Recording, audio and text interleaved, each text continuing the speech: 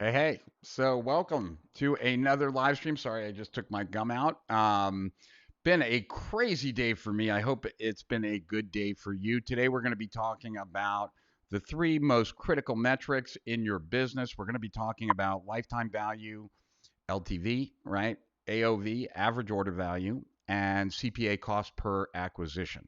So those are the three metrics we're going to be talking about. I'm really excited that you guys are here. I'm excited to be here. Like I said, it's been a crazy day.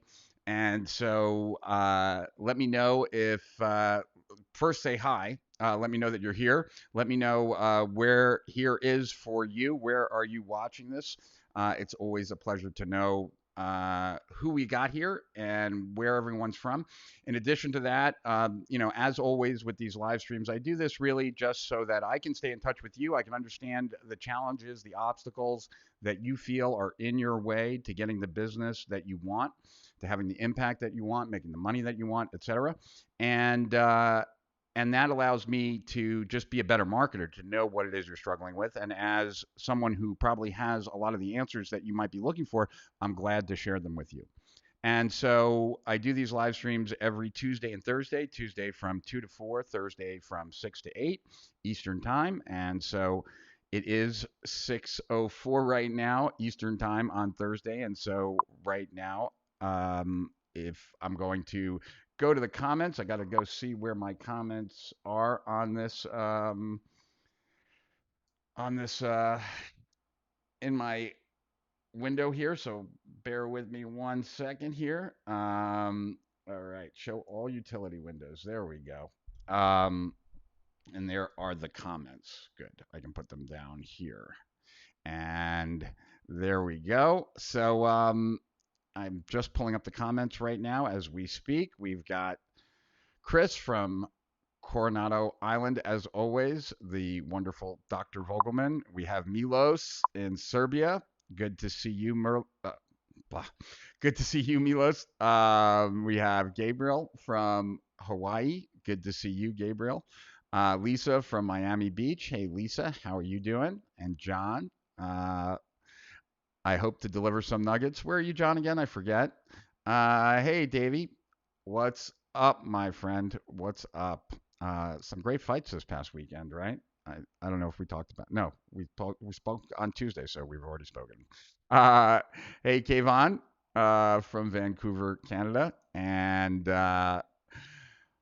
Merson Rise from California. So good to see you, Merson. And we have Jason in Tampa. Oh, there we go. We have Jason in Tampa. And yeah, I heard that you might be seeing me soon, Mr. Braddock. And we have some stuff to talk about too. So maybe a late night phone call or Zoom would be cool.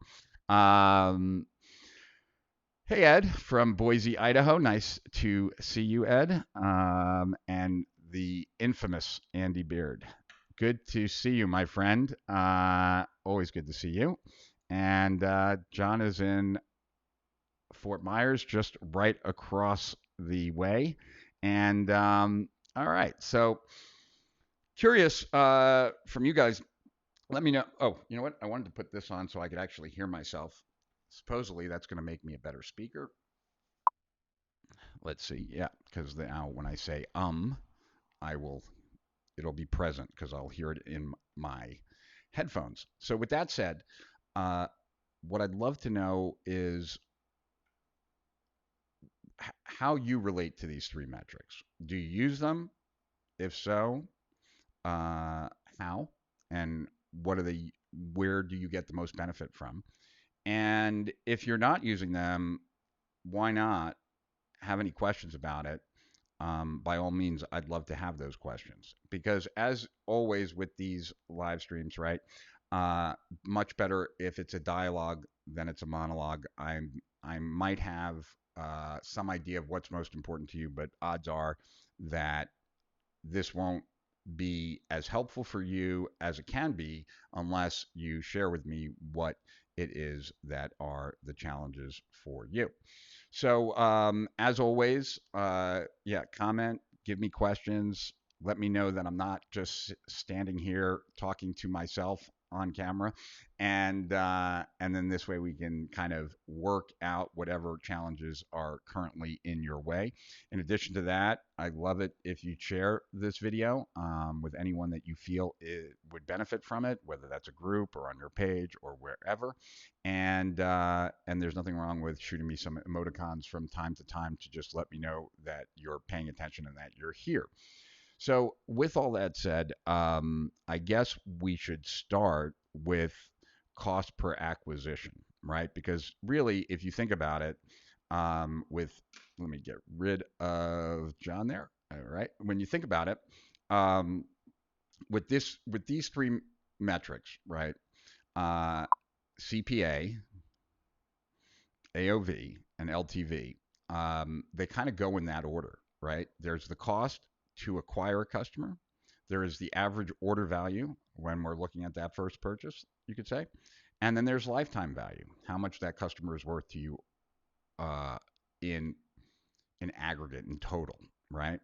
And the what I said the other day that I think resonated with a bunch of people is that really, if you take your lifetime value, and your cost per acquisition, the total gross profit of your business is lifetime value minus cost per acquisition times the number of customers you have, and that is the total gross profit your business has generated.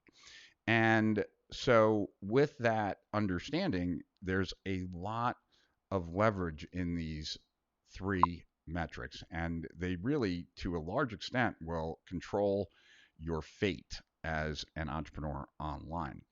So, let's see what Christopher said here. Christopher said he's more concerned with RPM, uh, as ads are a big source of revenue here. Um, RPM, what does that stand for? And I apologize if that's an ignorant question. Hey Hugo, I hope your ears were ringing. I was talking to Jordan Menard uh, this afternoon about you and about that call I want to do. And actually, I was talking to Maxwell Finn just before this call, and I didn't mention it to him. So I want to do a call, Hugo, with me, you, Jordan Menard, and Maxwell Finn. And so hopefully we'll schedule something in the next week or two for that. Okay, Dr. Vogelman. LTV, from my practice perspective, uh, was LPV, lifetime patient value. Got it. I use metrics as an indicator of lifetime value as every customer lifetime Wait. I use metrics as an indicator of lifetime value, as someone can always argue that every customer is different, so onboarding retention becomes critical. Yeah, for sure, no doubt. And then Ed says, I don't use video streaming because of fear of the conversation uh, not being sequenced well, and I will not gain credibility, maybe even lose it. That said, I've been practicing doing videos in my training programs and getting a lot more comfortable on camera. Got it, Ed. The easiest thing is to do it. You just will get better over time, and the more practice you have, the more you'll get better at it. And then the question is do you want to practice in private or do you want to practice in public? And to the best of your ability, you should default to practicing in public because it's so much more real. But to each their own. So that would be my words of wisdom there, Ed. Um, all right. So if we're going to talk about CPA, AOV, and LTV, let's first talk about how these interact, right? So we've already talked about how the sequence really is CPA, cost per acquisition, how much are they ordering, average order value, and then how much are they going to be worth to you long term, lifetime value, right? And the what's the more most businesses, let's start there, uh, yours, mine, etc. We have to get the average order value in line with our cost per acquisition, or we end up going negative on the acquisition of a customer. So AOV, the higher we get AOV, right, the average order value, the more we can spend to acquire a customer, and that then opens up our audience to then grow our company even that much faster. So with so we're going to look at these metrics separately and kind of have a discussion about each of them and to so that you can get an idea of how you might be able to improve it, right? So the first one, cost per acquisition, is a function, right, of two things. It's a function of how much you're paying for that traffic, the cost, and divided by the conversion rate, right? And so let's just like, for example, let's say you spent $100 and your conversion rate was 5%, right? Then each 5% over 100, I mean 100 over 5, right? Uh, would be 20. And so your average cost, your cost per acquisition would be $20 if you had a 5% conversion rate and you spent $100 on those 100 visitors, right? Then you a dollar a visitor, you would be spending $20 per conversion. Does that make sense? Hey, Brian. Um, Man, I really need to talk to you. So maybe either tonight or tomorrow night. So we have the conversion rate, which we'll deal with separately, right? And we have the cost of the traffic. So when we're dealing with the cost of the traffic, you can, let me go way back in time for a second when Google AdWords first started. When Google AdWords first started, I had I was one of the early adapters, you could say, to negative keywords, right? And so what negative keywords allowed me to do was to bid on these general terms, but then subtract out all the bad traffic. So my cost went down because I was getting less traffic, but all the traffic I was getting was better traffic, right? And also because the traffic I was getting was better traffic, right? The My click-through rates were higher as well because it wasn't being shown to the bad traffic. So my click-through rates went up, which then made my ad more relevant, which then once again lowered my ad cost, right? So it became a positive spiral. Does that make sense? Um, Let me know if that makes sense, what I just said. So any way that you can make the traffic better by limiting who sees it, um, two things happen. One, your costs go down in aggregate because you're spending less because you're not advertising to those people. But in addition to that, your ad becomes more relevant if you're subtracting out people that you wouldn't want anyway. And so your ad can actually, the cost can go down just because it's more relevant, in addition to the savings that you're making from not having that ad shown. So, even here in Facebook, right, you can I'm not sure if you can do negative keywords, but you can certainly reduce bad traffic by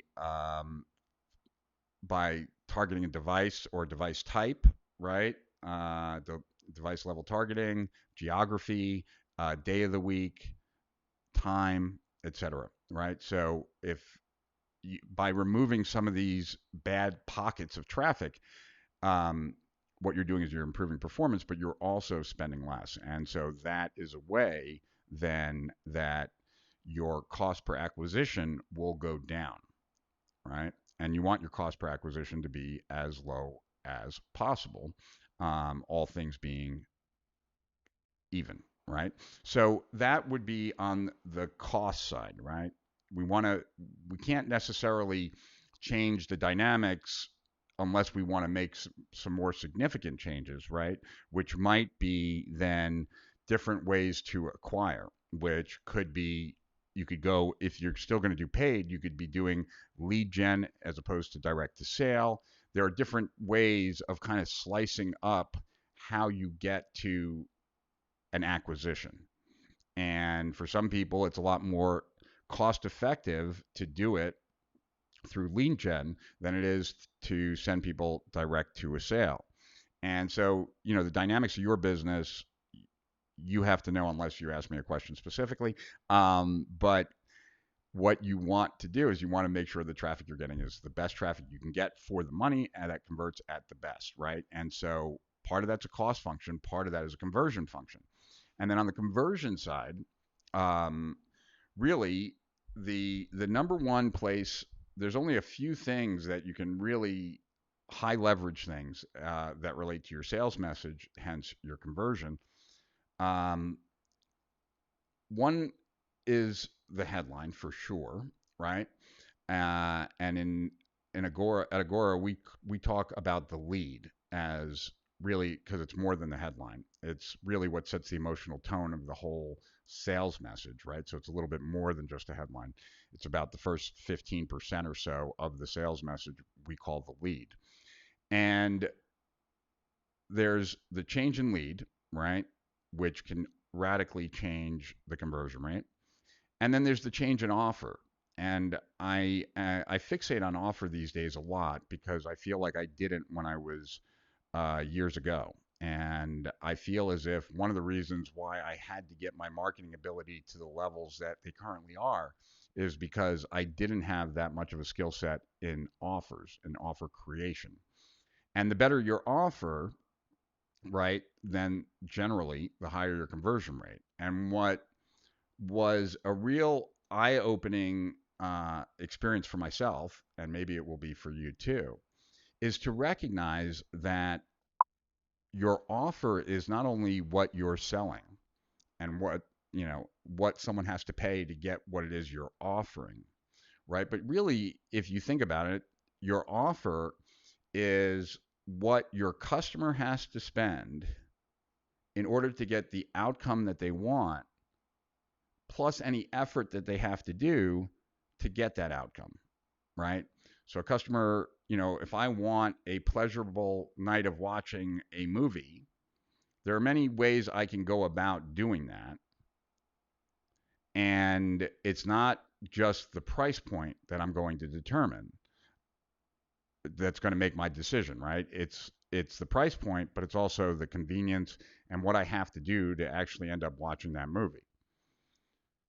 So I could buy a movie ticket, get in my car, drive to a movie theater, sit there and watch the movie, right? I could turn on my TV, buy a movie on Apple TV and watch it there, right? I could join Netflix. So there are many different ways that I could do it, and a lot of it's going to be based on convenience. So my point in saying that is that the offer is not only what you charge, but it's what your customer then has to do after they've paid you to get the outcome that they want. That is critical because that allows you a lot more flexibility in what to make your offer more appealing by taking some of the load off of your customers' back, whether true or perceived, and placing it back on your shoulders.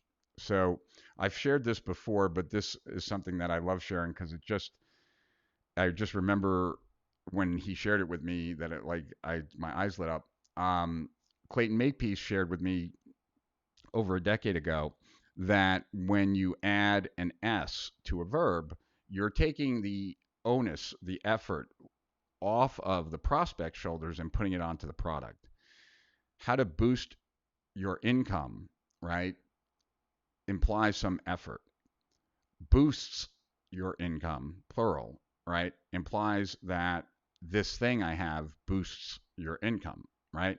So it's a small thing, but when we're talking about offers, we're talking about how can you make the offer better, and one way to make the offer better is to take some of the load of what needs to be done after the purchase to actually get the outcome off of their shoulders and put on your shoulders. And hopefully that makes sense. Let me know. Let me know if this is interesting to you, boring to you, above your head. I'm not seeing the amount of feedback I normally see, so that's why I'm not sure. Also, less people on this one. I wonder if that's a function of the topic. Metrics scare people, I think. Thank you, Troy, so much for sharing and for always sharing this. So thank you. Cool. Glad it makes sense. Is it realistic to be spending $120 to $300 for an average order value of 10K? Um, if you can get away with it, but why would you only be willing to spend up to $300 for an order, an average order of $10,000? It would seem like you'd be limiting your own profit potential there. So I'm not sure why you would want to do that, Chris. Uh, hey, thanks, Casilli. Good to see you, my friend. And thank you for the compliment. And Manuel from Vancouver, Washington. Glad to see you again, man. Uh, thanks, Cam. Uh, they're hue lights, so I can actually change the colors if I wanted to. If we create an offer targeting a large metro area to high net worth prospects, won't our CPA be ridiculously high? It depends. Once again, right? Like um, the the Steal Our Winners were with Brandon Ham from like 6 months ago, where he talked about changing the optimization for webinar registrations to self-liquidating offer the um, behind the registration, and that the cost per person went up, right? But the ROI on the campaign went up, right? It went from losing money to making money. So we ended up spending less per customer, right, than we did before, even though we were paying more per lead. So it really kind of depends on you can't only look at one side, Chris. You have to look at both sides. If the premium to advertise those people is less than the increase in conversion rate, then actually your CPA would not be ridiculously high. It could go low. But it really depends on how targeted the offer is versus how targeted the traffic is, if that makes sense. And Chris likes the S tactic. Makes sense. Cool. Very interesting. Can you give another example of adding an S? Um,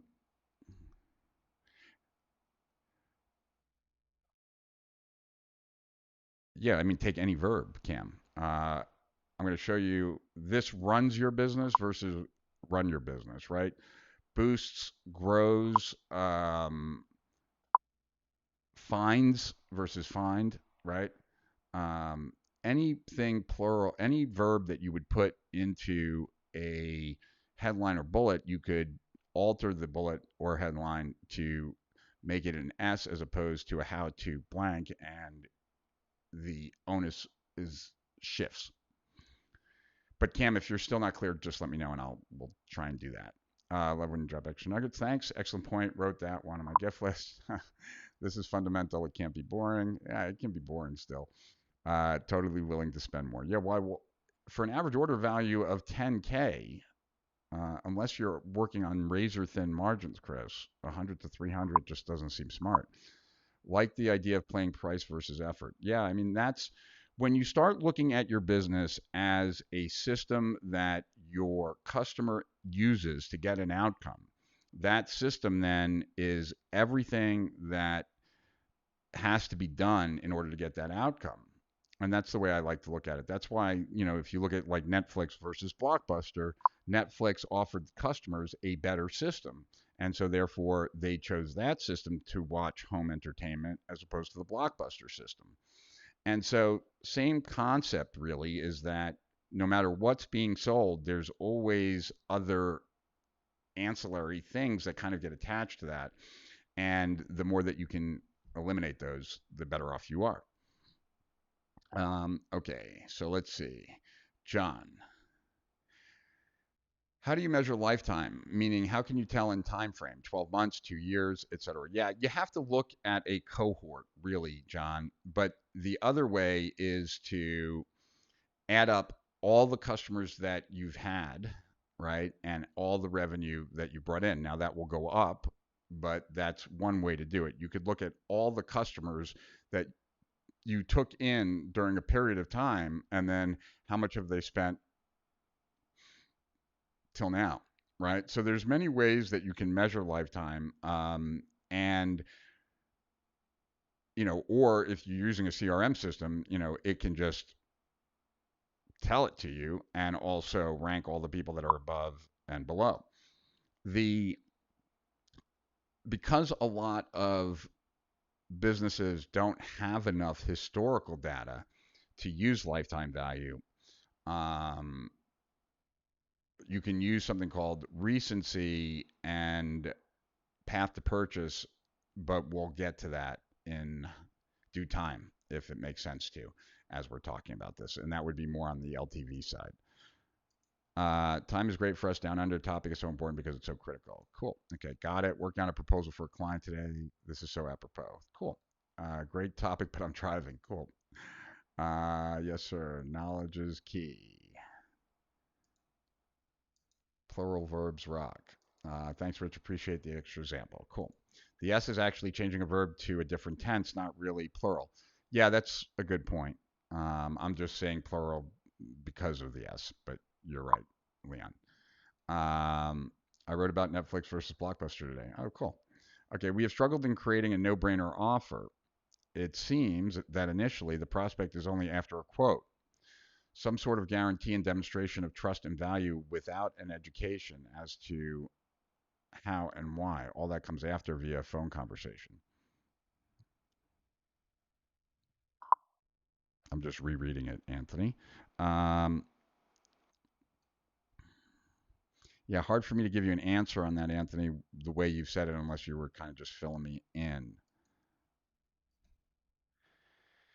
How can you put a right price to make your offer attractive for the customer, but yet profitable for me? Invest versus effort. Well, I'm not sure I understand the question because, like, the you can build in things into your product that remove effort from your customer, but don't put that effort on top of you. You know, it's one thing for me to tell you that you need, like, let's say this was a course on live streaming, like 25 different things you got to go buy and 20, and to go do live streaming, as opposed to even I've created an order page for you, like for Amazon. All you have to do is just say add to my cart, and all the right gear will be immediately shipped to your house. So even that, right? Like, all I did was create like a wish list and then make that public. And then that makes just one thing that had to be done removed, right? And the idea is to remove as many of those things in something that you can do the work once and then they don't have to, right? So it's not really um, the either or that I think you're making it, Himley, unless I'm misunderstanding you. And it's very possible that I could be misunderstanding you because, as I said, this was a crazy day today. Um, Statement of our experience to date. Got it. All right. So I just joined in. Glad I caught you. Well, glad that you're here, Albert. So does that so I'm going to move on from cost per acquisition, but does that make sense?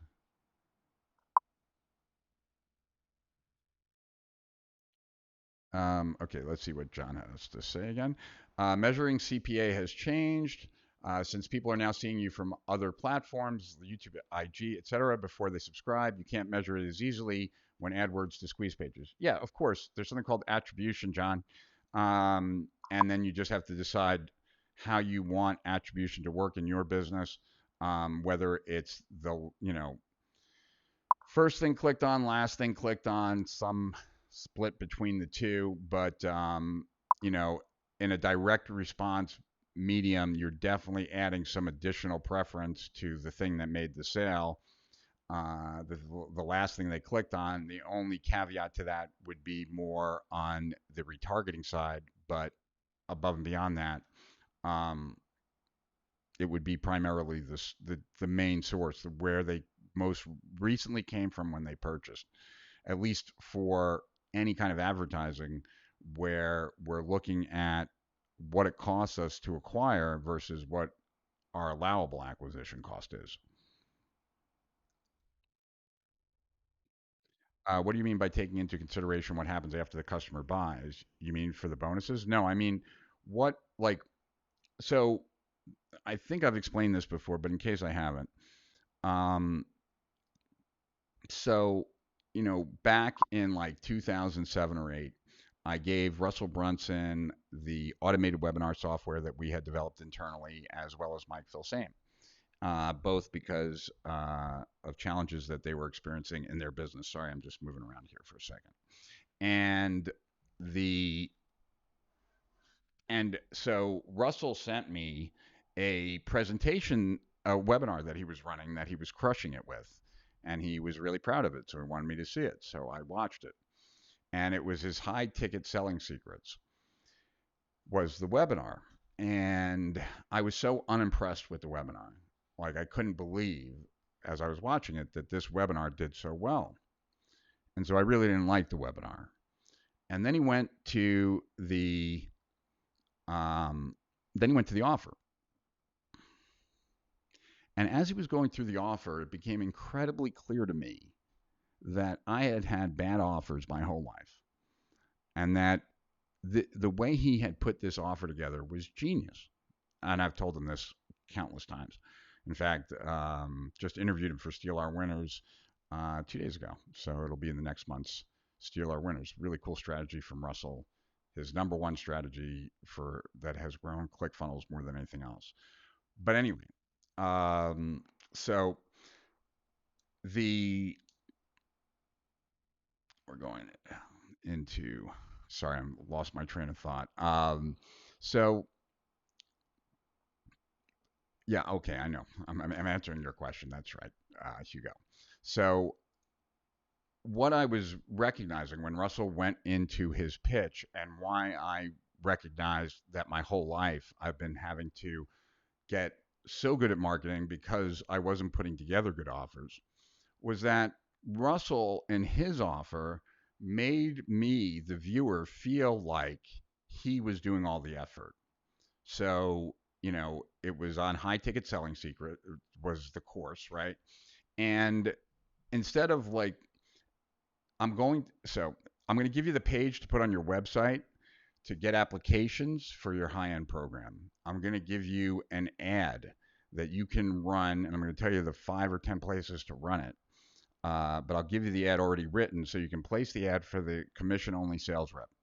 I'm going to give you a workflow that when they apply, the questions to ask and what kind of answers you want. Like, so every single step of the way, it felt like he was giving me something to get rid of the work.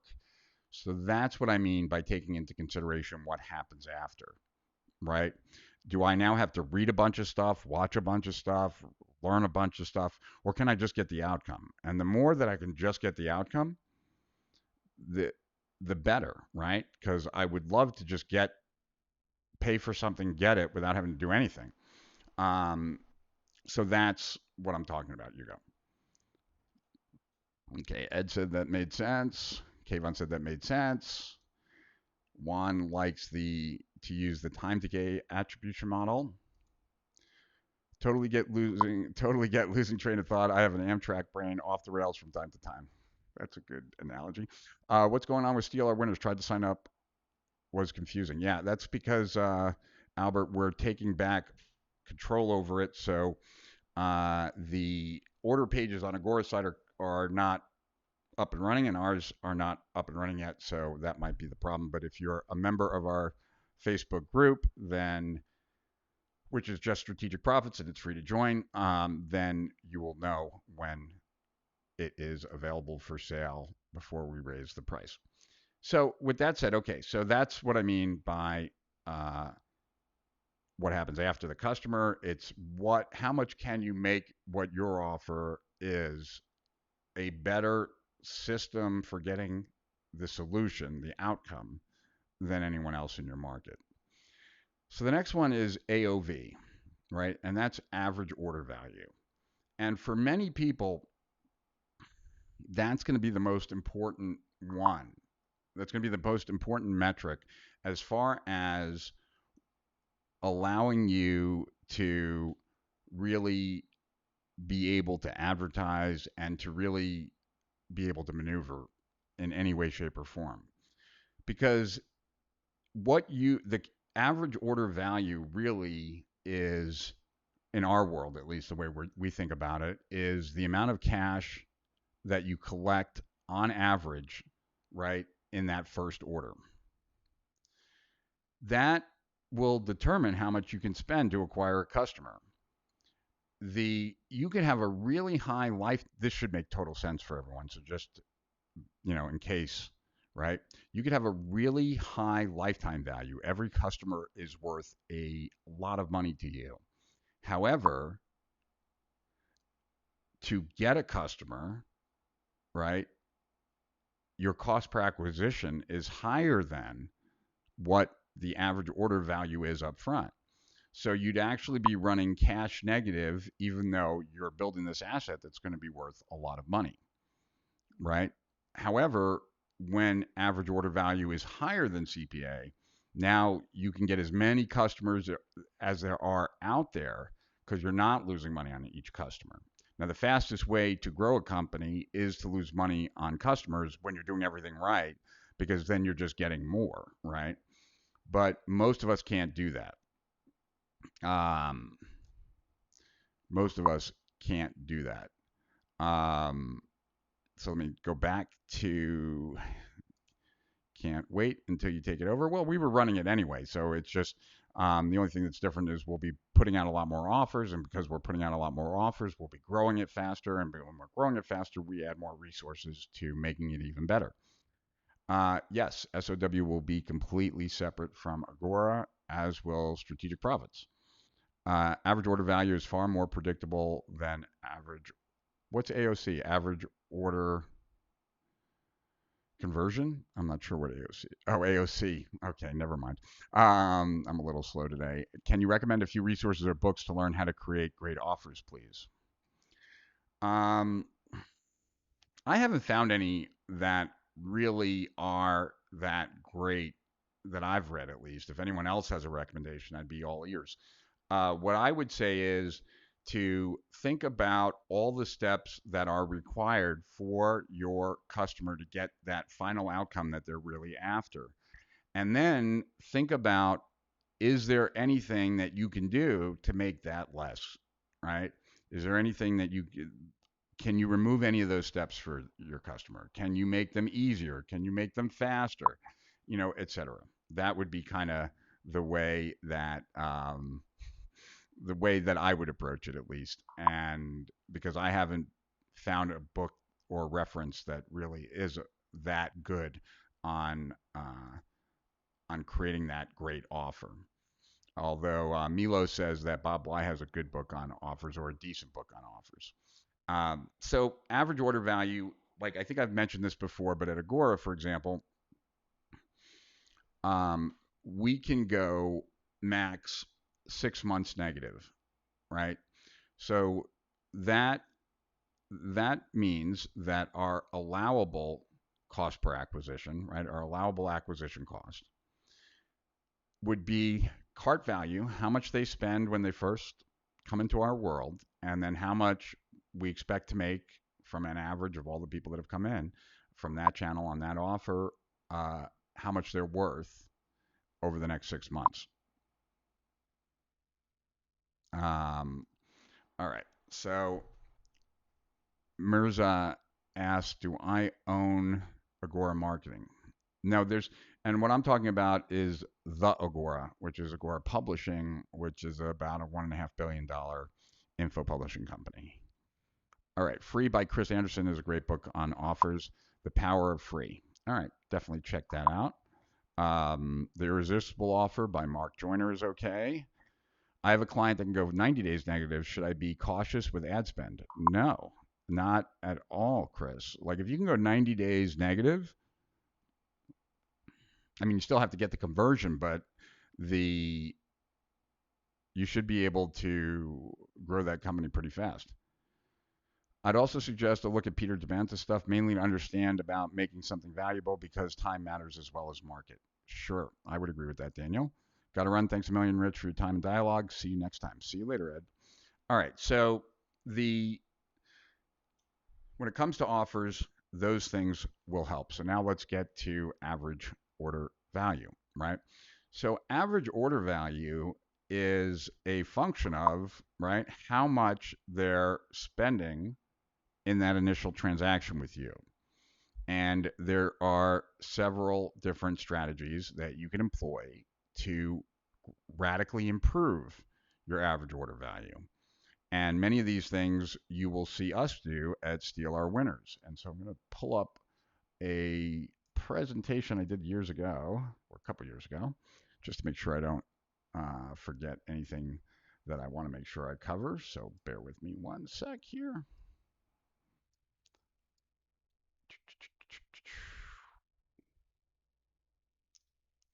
All right. Well, actually, do I want to go into? No, we won't go into that. All right. So the first thing that pretty much at this point everyone should kind of know what they are, but just in case, um, know what they are and should be using them rather, is bump offers. So do you guys? Yeah. Okay. So Matt just said bumps and OTOs. Great. So a bump offer, is something right underneath the the bump offer is something right on the order page, just a checkbox, and it's very effective. It works very well as long as you're picking the right things. And you can have more than one bump offer on your order page. And it's, first you want to get the right one and you want to make sure that it works, but you could also test several. And in fact, when Russell and I were talking, if you look at Russell's book funnels, he has two bump offers on his book funnels, right? One is the audios of the book, and one is a full day training. The audios, I think, are like 30 some odd dollars, and the full day training is like $97. A good bump offer will dramatically change the economics of an offer, period. Todd Brown did one with Robert Cialdini's book, and he bought the book and he was giving the book away free plus shipping and handling. And then he had a bump on it, which was like his notes from the book, an interview he did with Cialdini, the audio of that, the transcript of that, his notes on that, and that was, I don't remember if it was 19 or 39, but that made the difference of whether that he could even run that ad or not. So a bump is a great way to get the average order value up, and you can use more than one. So that's kind of important to recognize that most people don't do a bump. Then there are some people that do, and then there's very few who do more than one, but you can do more than one. And you should once you've gotten one to work. So the first thing is a bump offer, right? And using a bump will most certainly, if it's effective, increase your average order value. The next thing are your upsells. And I like to use as a standard rule that I ideally have enough to offer so that each customer has the opportunity to say no twice, so that offers don't stop until I've gotten two no's in total from that person.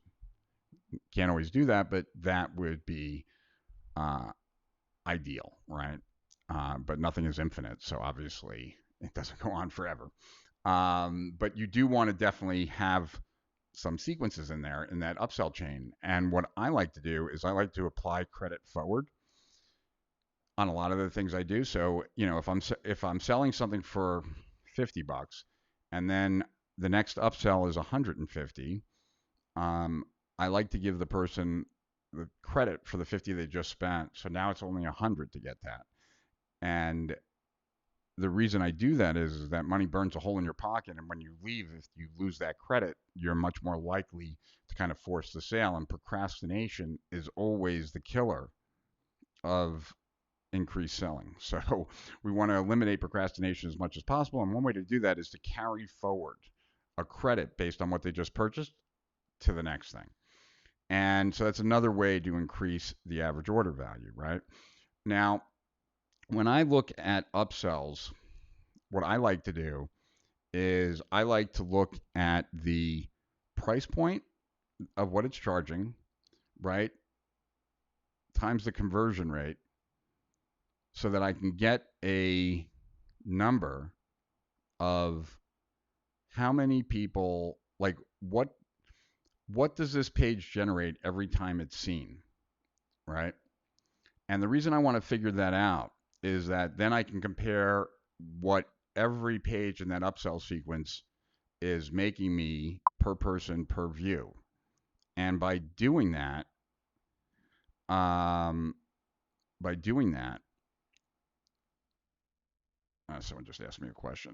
That took me on a. I have to be careful not looking at the questions while I'm talking. Um, totally lost my train of thought. Okay, so let me get to Matt, and then I'll go back. Uh, what tool do you use for credit forward? You're baking it into the pricing, Matt. That's what you're doing. And then making that offer on that next page. So hopefully that helps. There's no specific software. Um, all right. Can I explain the credit carrying forward in the upsell in more detail, please? Sure. Okay. So I had this experience. One of the first products I bought from Jay Abraham was this product that he did with Chet Holmes called PEQ. And I bought it for $5,000, the home study kit. And then Jay and Chet uh, worked together for a longer period of time. You did PEQ in a bunch of different businesses, and then came out with PE Cubed 2. And they were going to release that for 7,500. But since I had bought PEQ1 for 5,000, I could get it for just an additional $2,500. So I could get this new $7,500 program now for an additional just 2,500, or just keep what I originally had. So I did. I spent the I spent the extra $2,500, and I now got the new course, PE Cube 2. 2 years later, after they had worked with even more clients, they came up with PE Cubed, PEQ 3. And that went on the market for $10,000. But since I had bought PEQ 2, which was, I had gotten credit for PEQ 1, now it was only another $2,500 if I wanted PEQ 3, right? So that worked on me, and I bought all three, and that always stuck with me. And so instead of doing it over many years period of time, I like to do it immediately. So, you buy, if you bought the mystery package, right, like during the live stream, then ideally, and I don't know if it worked this way or not, but if I was doing it in the way I'm talking about here, then what you spent on the mystery box would be applied to buying lifetime on. Well, they didn't make that offer, I know, because we didn't offer Steal Our Winners when people opted in. But we would offer lifetime, which at that time would have been $250 minus the 30 that you just spent on the mystery box, right? So now it'd be only 220. And so that's what I mean by carrying it forward. Does that make sense? So for those of you guys who asked me to kind of either explain it better or walk you through it, let me know if that makes sense.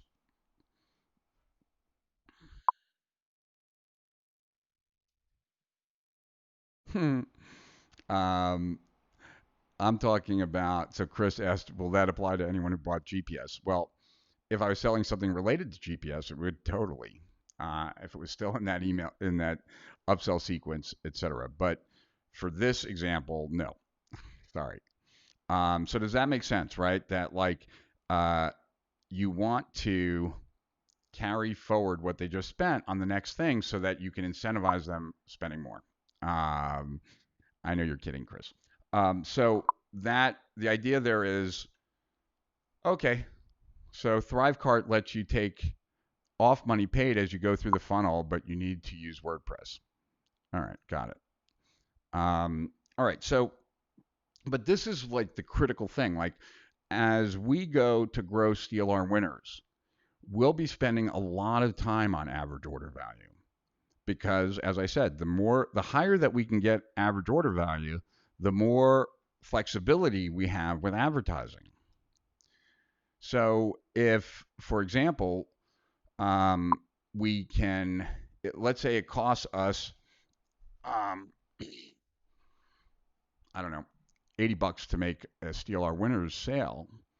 Well, once we get over $80, we can be spending that as many times a day as there are customers. Below $80, we have to be very careful that we don't spend our way out of business. And so we will be playing with, first upsell, right? Is the first upsell a year subscription, and at what price, and what bonuses come with that? And then beyond that, is it a 3-year subscription? Is it a lifetime? Like what do we want to put in place, and what is going to get us the maximum amount of revenue coming back so that we can step on the gas and then really grow the thing? All right, so let's see what Hugo has to ask here. Have you split test have you split test credit versus free for your upsells? Meaning, instead of offering credit for the first purchase, offer with the higher price purchase, you get the first purchase totally free. It really worked. Oh, that's an interesting idea. Okay, so Hugo's basically saying, instead of applying the credit, even though it's more semantics than anything else, but a lot of times in semantics can make all the difference, right?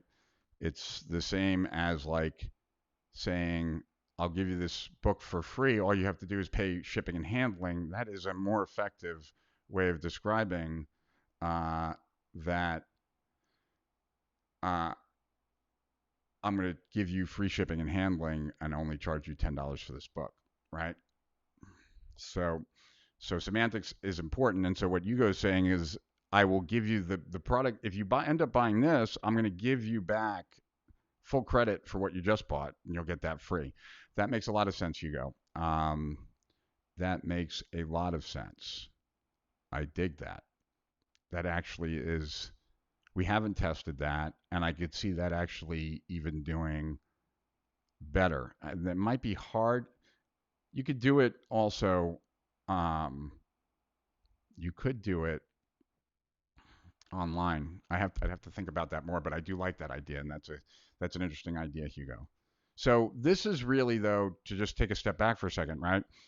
Average order value is critically important. Now, obviously, if you're not getting any conversions, it's completely not important. But once you're getting conversions, average order value is where you want to put some of your best, most focused time on really moving the needle on, because the more that you can move the needle on that, the the the wider kind of the more open your business is to growth. Um, so uh, you definitely want to be spending time there. All right. So last but not least is lifetime value. And obviously, we could spend hours and hours on any of these metrics uh, alone, right? We're not doing that right now. I don't think that would be anyone's cup of tea. It certainly wouldn't be mine this late on a Thursday night. Um, but we're just touching on these because really these three are so vital to your business. And so the last one is lifetime value. And lifetime value, you know, is a function of, obviously, it's how much you get per customer over their lifetime. And what you want to give your best customers the ability to spend more with you. And if you don't have things that are more expensive, then they can't. And they will go somewhere else and they'll spend that money. So, for most of my online life, right, before I semi retired or retired and then came back, most of our business came from my coaching program, Business Growth System. It's a $3,000 product. Um, but I also did a bunch of workshops that were 15,000 and 25,000. Did a mastermind that was 45,000. Um, did private consulting with me and Jay Abraham for 1 million, and had some individual people that I also coached under that same kind of agreement for 1 million. Plus, I also do full day consults for 15 grand if people fly to me, or $3,000 an hour consulting. So all of these different things are happening. And then I also had continuity programs and things like that. And so our lifetime value was very high because you don't need that many customers spending $1 million with you and then averaging that out over the number of customers you have for that number to quickly start rising. And so those slack adjusters allow you to have a extremely profitable business with the right economics, right? Um, let's see what Christopher's asking me here. Does lifetime value continue when you switch businesses and customers follow you, or do you start fresh pretending they are new ones? um, it depends, really. I mean, for us, it'll be a reset, right? But for yeah, it'll be a reset, or it'll just go to legacy. We wouldn't really attribute that to some other new channel. Although at some point we're going to have to find all the customers we've had in the past, and then those legacies they'll kind of, I guess, reap the rewards of those channels. So the lifetime value, though, is a function of your back ends, right? It's a function of the quality of service you provide, how often you can get people to come back and buy more, et cetera. Uh, the quality of your back ends and how high do you go, and how many levels deep do you go. And my experience has been that it's certainly not the thing you want to focus on first, but once you've got customers coming in, it's definitely something that needs to be addressed. And if you don't have enough to sell that person, then you should definitely be selling other people's stuff, right? So that's where JV and affiliate stuff comes in. White labeling of stuff comes in. Creating any kind of recurring revenue is very relevant here. If you can have any kind of continuity program of any sort, and so, with all these different things, laying them out in the right sequence, for example, you'd want your back ends first. You want to exploit every opportunity you have to sell your products first.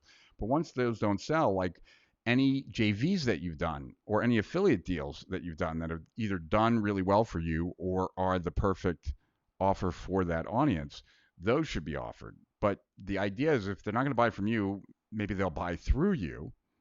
And you'll at least participate in that. Um, and then lastly, right, like I said, monthly recurring revenue if you can do that.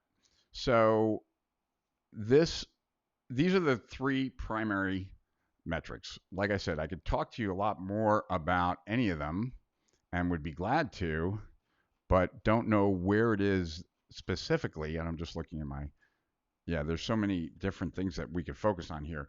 I'm just not sure what it is that would be most beneficial to you. So think about that for a second as it relates to these three metrics. If there's something, then let's talk about it. If not, this will just be a quicker, shorter live stream than some of my other ones, which I am totally cool with. Uh, Either way, I still think Hugo, you're a genius. I thought that was even if you saw someone else do it, um, it still is really smart, and you picked up on it. So maybe this will be just a short live stream today, which I'd be totally cool with, but also I'm here. So if I can answer any questions that you guys have, I'd be glad to. But if not, we will call it a day. Not the most exciting topic, a fundamental topic. And we could branch off into a lot of strategies off of these, but I don't know that we need to, and maybe we should just kind of keep it separate. Okay, let me answer this question and I'll look and see if there are any other questions before I wrap up. Um, Do low ticket offers devalue your brand when you are actually targeting high ticket clients? Yeah, they can for sure, Chris.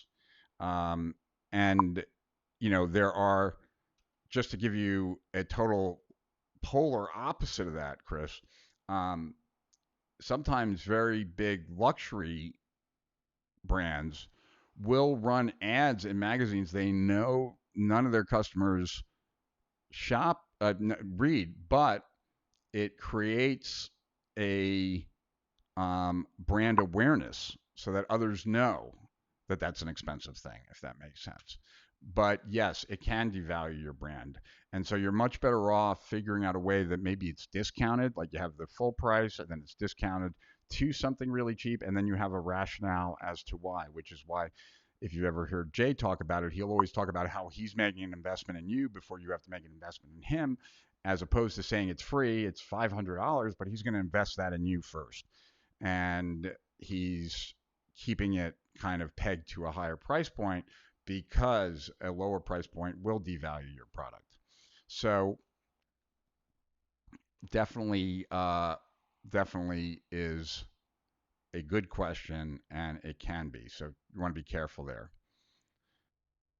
Rich, can your strategies be applied just for certain markets and countries? No. I've worked with people throughout the world, so in so many different industries. So yeah, totally. Is there a rule not to upsell later? I'm not sure I understand the question, Gabrielle. It's always better to upsell right in the moment because their credit card is out, and the hardest thing to do is to get someone to make an order, right? So once that's why we talked about this, like when I was talking about the store and the records and how that helped the business so much. It got that first sale out of the way, and when the first sale's out of the way, the second sale is so much easier to get. All right, let's just see what else we got here. Really interesting and great value. Thank you. Totally makes sense. Here comes Discount City. I'm from Africa, hence my question. No problem, Ralph. Davey, I'm coming out with a program, a system, whichever, but solo now. Curious if I should give a lower or just remain high tick.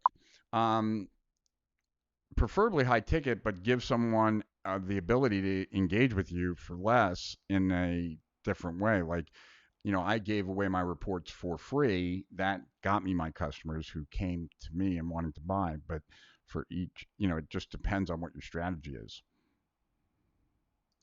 I am personally often turned off or confused by the OTO. Well, then that's when it's not done well. And, there's quite a few people who don't buy anything after that first purchase. And so you're definitely not in, for the most part, you're in the majority. Very few offers get more than 50% taking it, although that does happen. Is there a rule of thumb? What percentage of revenue should be spent on marketing? That really depends on how much a customer is worth at the end of the day, and when does that money come in? Is there a smart way to measure CPA for organic traffic? Uh, the time and energy and money that has been spent to get the rankings or the links that are associated with that traffic might be overkill, but that's what comes to mind. You're welcome, Ralph. So, yeah, let's just call it a day. Like, I know I'm not at my best today. I don't know if you guys can see that or appreciate that, but I can feel it for sure. So, with that said, I hope you got value out of today. I really, if this was kind of a light, airy live stream, even though we were talking about numbers. They really are critical, and the and I don't think enough people spend enough time on it, and they suffer because of it. And so you should really know your allowable cost per acquisition, what you're currently paying to acquire a customer. You should know what your average order value is, and you should really work at trying to improve it. And then lifetime value is kind of obvious in and of itself. So that's why I wanted to focus on these. We had a call, Matt and I, earlier today with Praxis Metrics. It's a company that we're using to create dashboards for us. And asked Matt, I was like, hey, any ideas on what I should cover today? And he's like, why don't you go talk about real metrics versus vanity metrics, and I didn't want to go down that road too hard. So instead, I just picked these top level metrics. But don't don't confuse my flimp it kind of attitude with a with that these aren't critically important. And as long as you got that from this, and if you spend any more time than you would have in the next week looking at your cost per acquisition or looking at your average order value or thinking about ways to improve your lifetime value, then I am glad I did this live stream. And so, with that said, I'm glad that you're here. I'm glad that you asked questions. I'm glad that you participated, that you sent me emoticons, that you commented on my background. And with that said, I will see everyone on Tuesday. I hope you have a great weekend. I hope you don't work too hard. I hope you make some money. I hope your business grows, but you also have some fun in the process. And I will see everyone on Tuesday between 2 and 4 on this stream. Until then, to higher profits and beyond, Rich Heffron over and out.